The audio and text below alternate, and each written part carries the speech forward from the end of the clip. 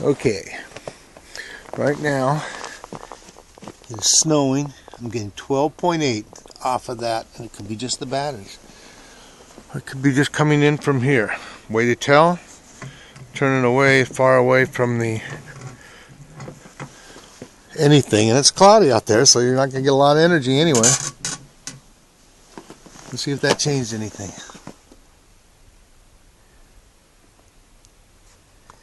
Give it 15 seconds.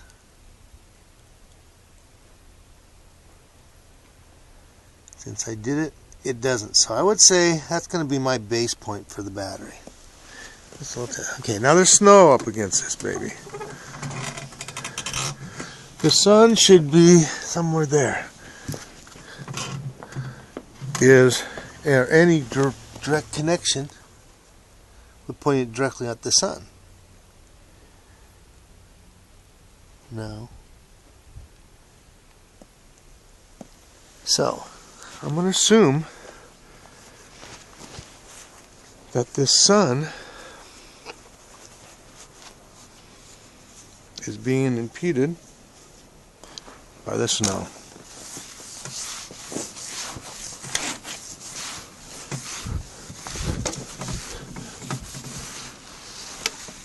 Now there's some ice down here at the bottom, and I don't know what that does, you know. I don't think, you know, you try not to have anything covering these things. Now let's see if anything, I'm pointing still where it was. Still at 12.8. And that might be, instead of the base for the battery, my ambient base of light energy today. And I don't think it's necessarily this.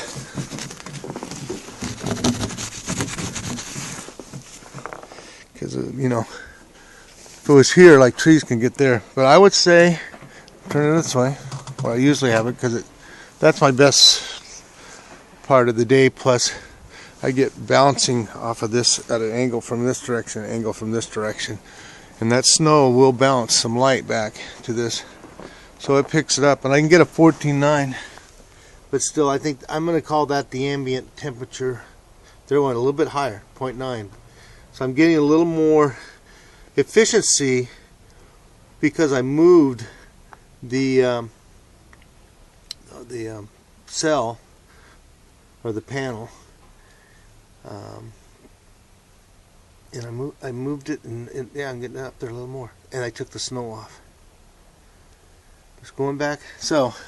Or the ambient temp, the ambient energy that's here right now, because it is a little bit slowing down. You know, we'll find out. I don't know, but it's an interesting concept. You got to take Mother Nature into all your design activities. Those trees are tall.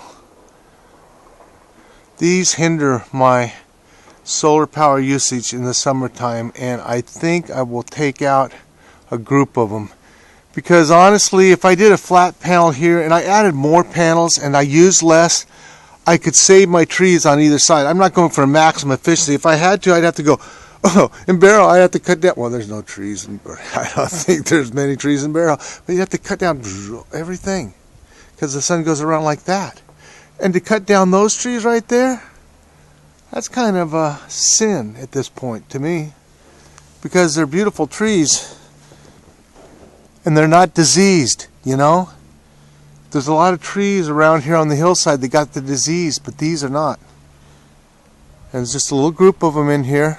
Just a little family. Up there might be one in the middle there that's kind of on the bottom. But it's not my property, so I suppose I could, for the betterment, for the public good, since that's built leased to a public entity, I could do my public civil service and clear that out. I'd probably ask for permission first, just go down there and find out. But you know what? That would be like a trip. Put that on video. Get a little GoPro thing and see how. Just say, hey, I want to show how hard it is to get down a tree over here. Heck, because I even got to my other trees, so that's how hard it is. I got my own to deal with. So before I go into their backyard, I should take care of mine, which is around the corner here. This old house. We'll talk about it one of these days. It's a great place. It's a long story to it. It's sad stories and happy stories. Anyhow, like, yeah, so I got that there, but it's out of the way. Then I got here, then I got one leaning. Gosh, I need to deal with probably on that. That's still that way, though its roots are, and those trees will hold it up. But I think it would be such a one that if it hit anything, it would be that right there. And if it hit that, it's gonna just rest on it, because I don't think it would have the power from that at the top. Even though you get the snap, it's and then those right there. But anyhow, and I still have one leaning that way. But these, like, see, there's a cottonwood, and I don't know, it kind of is messy. That's why people don't like it. I mean, as far as BTUs in the wood. Anyhow, it's snowing. Thought I'd show you this. It's out of my truck. Completely snowing. And dirty like most Alaskan cars are. Why? Because they just get dirty a lot. I'm going to have to clean all the snow off. But you look on top of the house over there, that's how much snowed, because well, you can see kind of where the bottom is there. So it's a good 6, 7, 8. We're supposed to get 8 to 10 inches. And different places get different amount just by their nature of their land. Squeezes the moisture together and squeezes the clouds of depth together on the hillside, dumps it right there in the trench. Where, of course, what happens in trenches? Avalanches. But I'm talking, those are glaciers. Actually, those aren't so bad, because the wind kind of treats that one mountain at the highest point the same, like a chimney, with a little variance.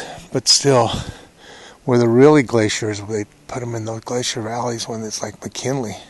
I bet you glaciers are building there right now. But that would be something you should do. Go check instead of making it a park so no one can go up there. Well, I guess if you could walk in there, huh? You just can't fly in there. How many people, smart people, there are a lot of smart people in wheelchairs. They don't have access to the McKinley Park. Fly and let them drop. You should be doing that, but no. You freaking guys got to go to war and try to go into somebody's backyard before you clean up your own like me.